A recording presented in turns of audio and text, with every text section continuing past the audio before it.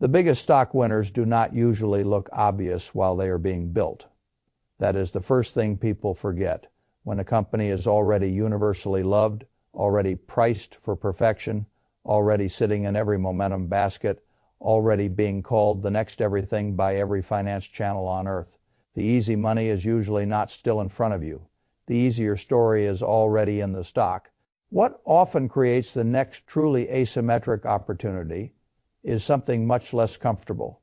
A company with real growth, real execution, real operating leverage, and a stock chart people suddenly hate because the market got spooked by the wrong thing or focused too narrowly on one quarter instead of the next 5 years. That is where I think this whole conversation begins. The source transcript you gave me was trying to make one central point. The next Palantir-style move is probably not going to come from buying the most obvious mega cap AI winners after everyone already agrees they are winners. It is more likely to come from finding a business with a much smaller market value, much faster operating leverage, and a much bigger gap between what is happening inside the company and what the stock price currently reflects. That is the real idea, and I think that idea is worth keeping. We just need to clean the facts up and make the conclusion more durable. Now let us start with the setup that framed the entire source transcript because it was actually useful.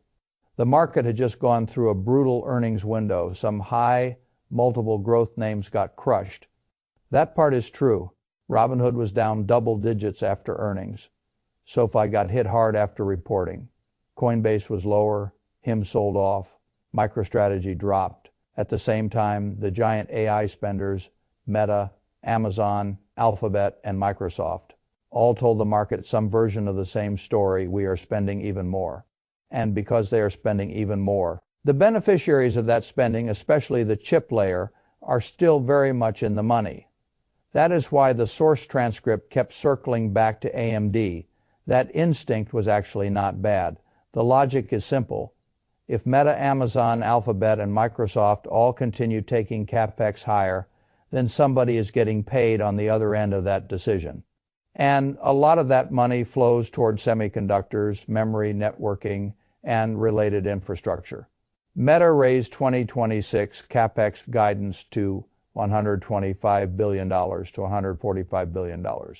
Amazon SQ 2026 net sales rose 17% to $181.5 billion. AWS revenue rose 28% to $37.6 billion. Ad revenue rose 24% to $17.2 billion. And the company reaffirmed a roughly $200 billion AI. Investment target Alphabet reported 22% revenue growth. Google Cloud revenue surged 63% to $20 billion. And CapEx guidance rose to $180 billion to $190 billion. Microsoft guided Azure and related cloud growth of 39% to 40%, and was also discussed as targeting around $190 billion of CapEx in 2026. That is not a normal spending environment. That is a giant transfer of cash from the software and platform layer toward the infrastructure layer. So yes, if you wanted to make a short to medium term argument that AMD, NVIDIA, Micron, and related names could continue staying strong because the hyperscalers are still opening the checkbook, that is a perfectly reasonable thesis. But that is not the most interesting part of the source transcript. The more interesting part came later because the narrator was not actually saying the next great opportunity is another mega cap chip stock. He was saying something else. He was saying the next outsized opportunity may come from a company the market just punished, even though the core business kept getting much stronger. That is a much better hunting ground, and the company he was pointing toward was SoFi. Now, let me tell you immediately how I think about that. I do not think any serious investor should call a stock the next Palantir as if this were some law that is branding, not analysis. But I do think it is fair to ask whether SoFi has the ingredients that can create a very large multi-year re-rating if execution continues. And the answer is yes.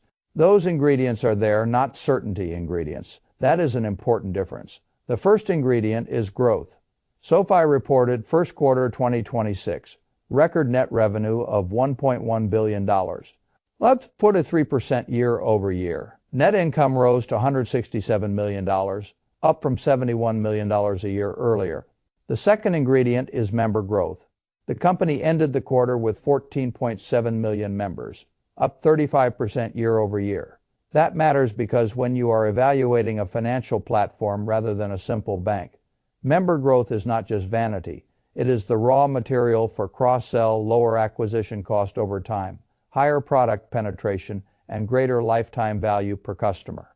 That is exactly the kind of operating model that can change how the market values the company if it continues working. The third ingredient is product expansion. SoFi added 1.8 million products in the quarter, bringing total products to 22.2 million, up 39% year over year. Cross-buy rose to 43%. In other words, this is not just a one-product lending company anymore. It is becoming a broader financial ecosystem that matters because ecosystems get valued differently than monoline lenders. If the market continues to believe SoFi is just another lender, then the stock can stay compressed. If the market begins to believe SoFi is building something closer to a scaled digital finance platform with multiple attached products, higher member monetization, and better engagement loops, then the valuation frame changes. That is where big stock moves come from. Not only revenue growth, a changed valuation frame. Now let us talk about why the stock still got hit anyway. Because this is where asymmetry lives. If a company reports great numbers and the stock still gets punished, you must ask whether the market saw something more important than the income statement, or whether the market was simply too focused on the wrong near-term narrative. Sometimes the market is right, sometimes the market is merely impatient. That distinction is everything. In this case, the broad explanation was straightforward. SoFi posted record results, but the company's unchanged full year outlook disappointed a market that had started demanding acceleration rather than merely excellence. This is exactly the kind of setup I pay attention to. A business can improve much faster than the stock if investors decide one piece of guidance did not satisfy their short-term hunger. That does not automatically create a buying opportunity, but it can. The fourth ingredient is operating leverage. This is where the source transcript was strongest. If a company can grow revenue more quickly than expenses, and if net income starts accelerating much faster than revenue, then the entire debate about someday maybe profitable starts disappearing. That is what happened here. The combination of record revenue, sharply higher earnings, and strong member and product growth shows that SoFi is no longer only telling a possibility story. It is telling a proof story. That matters because Wall Street loves possibility until it gets bored. Then it demands proof. If SoFi can keep delivering proof, the market can re-rate it aggressively over a multi-year period. Now let us talk about the risk, because this is where most content creators stop being adults. The source transcript said the company could be a $50 stock within 5 years and a $100 plus stock over the long term. Could that happen? Sure. Is it guaranteed? Of course not. There are real risks. And the main risk is not that the business is fake. The main risk is that finance is a dangerous business, even when the numbers look beautiful. Credit can turn. Funding conditions can tighten. Loan demand can fade. Charge-offs can rise. Regulation can change. Competition can intensify. A fintech can start to look more like an old school lender at exactly the wrong moment if the credit cycle shifts. Those are real risks. That is why I think the right way to talk about SoFi is not, this will be the next Palantir. The right way to say it is this. SoFi is one of the more credible candidates for a large multi-year re-rating because it now combines fast top-line growth, accelerating profitability, strong member expansion, product breadth, and a still debatable market identity. That is a much stronger sentence, because big winners often emerge from identity confusion. The market is not yet sure what they are: a lender, a platform, a bank, a fintech ecosystem, a consumer super app. When that confusion resolves in the right direction, large valuation jumps can happen. That is the real opportunity. Now, I also want to say something about Palantir itself, because the comparison teaches a useful lesson. Palantir's huge move did not happen only because the company had good technology. It happened because the market went from treating it as an overhyped, weird software contractor to treating it as a real AI operating system with strategic and commercial leverage. That is what changed. Not only the numbers, the narrative frame. A SoFi bull case works the same way. The stock does not need only good quarterly results.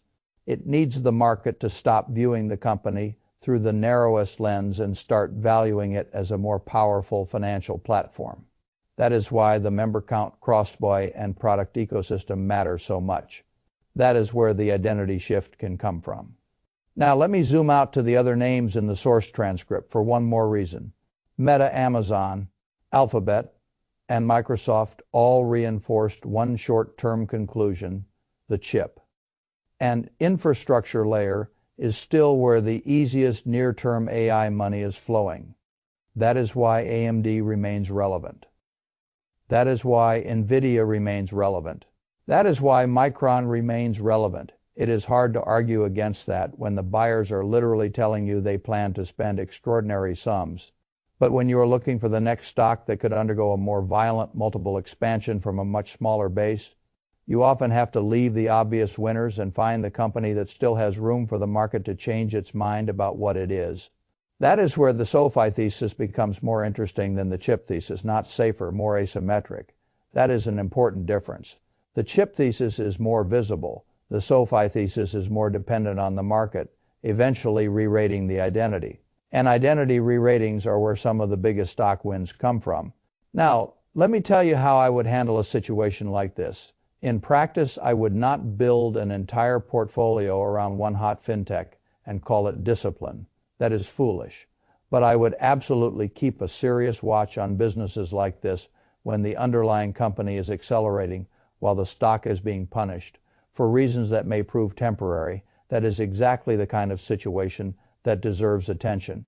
Not because it always works, because when it works, it can work very big. This is the final lesson. The next great winner is rarely sitting there with a sign that says, "I am the next great winner." The setup usually looks messier than that. Good business, confused stock, mixed narrative, short-term fear, long-term possibility. That is where you start finding things before they become consensus. And right now, SoFi has enough of those ingredients to deserve serious attention. Not blind faith, serious attention. That is the adult version of the thesis. And in investing, the adult version is the only version that lasts.